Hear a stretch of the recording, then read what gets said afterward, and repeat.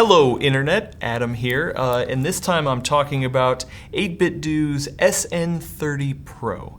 Now if you remember last year I reviewed the SNES 30, the NES 30 Pro, and the NES 30. 8bitdo has come out with a lot of awesome controllers for the retro-minded gamer, but this one is one of the best ones yet, for sure. So I'm actually going to go through this video in three parts and compare it to three different things, three different scenarios, if you will.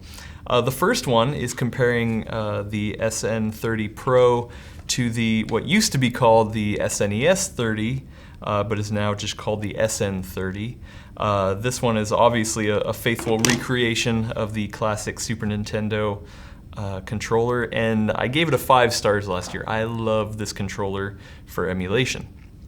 So if you're going to be emulating Super Nintendo games, you would think that the SN30 Pro would be just as good. Unfortunately, it's not. I mean, it's okay, don't get me wrong. It's better than using the N30 Pro from last year to emulate games.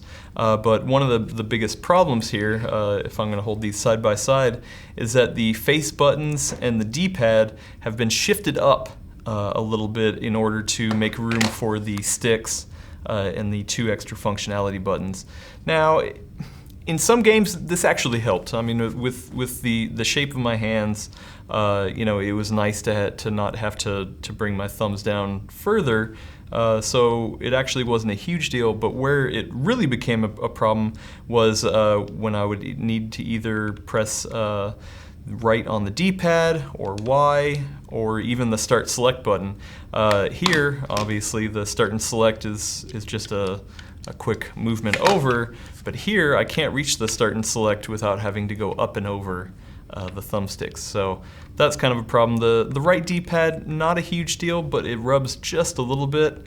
But especially when you get into the Y, you see I'm kind of like, there were plenty of times where it was just in the way, just enough to kind of to mess up my play session. So if you're going to go down the pure emulation route, especially for Super Nintendo games, I would recommend still sticking with this guy.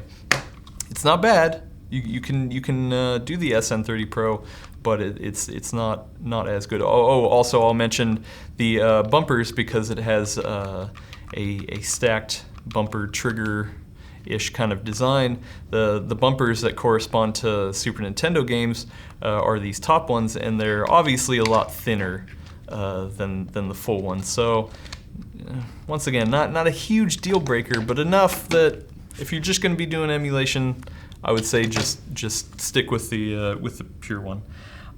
So next up, let's compare it to the Xbox One controller.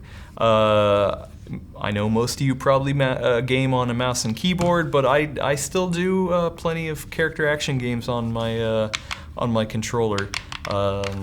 You know, and especially if you're in a situation where you have a gaming laptop, you know, and you're taking it places with you, this isn't necessarily that portable. One of the great things about the SN30 Pro is how small it is. I mean, you know, I don't know about you, but if I'm taking around a nice, slim gaming laptop, I'd much rather throw this in my bag than this.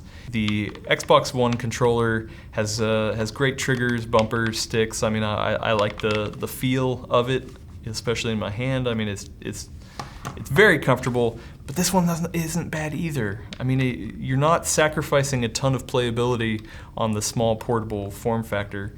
Functionally, like I said, everything's there. You've got the 2 shoulder buttons, the 2 triggers, if you will. They're not full-on triggers, but with the concave design, my fingers sit in them well enough to make it, you know, mimic any sort of shooting that I'm doing. It has a home button, a share button, you know, obviously all the buttons you need to play the traditional X input games. So yeah, I think really it stands up to the Xbox One controller, but it's more for the person who's going to take portable PC gaming, or if they want to take you know, a controller around that that it can be used on a lot of platforms. This connects to Mac, this connects to Android, this connects to your Switch, this connects to PCs, obviously. So it's a lot more versatile than what the Xbox One controller comes with. So the last one to compare it to is last year's N30 Pro, which was, at that time it was the NES 30 Pro.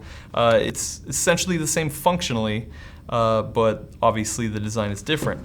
With the N30 Pro, they wanted to harken back to the design and the look of the NES, and obviously this one is the Super NES. The problem is that you can't have the look of the NES while adding all the extra functionality and messing with the design. This is nowhere near the original one's design. They had to stick the thumbsticks in there so that you kind of sacrifice the look and feel, but especially the bumpers. The configuration is a right to left system, and even though I got used to it, man, it never felt quite right. So the SN30 Pro definitely kicks it up a notch to have the bumpers stacked like this. The next big thing is the sticks. I mean, you can just tell the sticks are so much larger on the SN30 Pro. They've got a lot more travel. The springs in them are a little less stiff, so you can kind of do finer movements. And also on the N30 Pro, one of the problems I had last year was clicking in. There was enough of a wobble on the stick that it kind of, I couldn't do it while stationary. Here, I can click in without having to worry too much about doing any movements on the stick. I'll also say the button placement for the face buttons. This is really close together, where this one still gives you enough separation to make you feel like you're not accidentally hitting any buttons. There's so much more upgraded about this one. The SN30 Pro adds rumble support. It has new pairing lights. There's a whole new pairing system. It connects via USB-C rather than micro USB. There's so many reasons to love the SN30 Pro over the N30 Pro, except for one. I really do like the lighting system that lights up on this when you're connected. There is no nice ring light on this one. I actually kind of wish that they did, but whatever, it's fine. It's a cool design.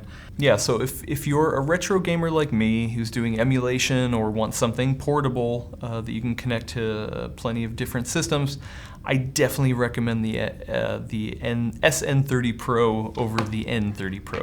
This is not bad, and this is also cheaper, but you're getting a lot more battery, you're getting a lot more size out of it, you're getting better sticks, better bumper systems, the pairing system's a little easier to use.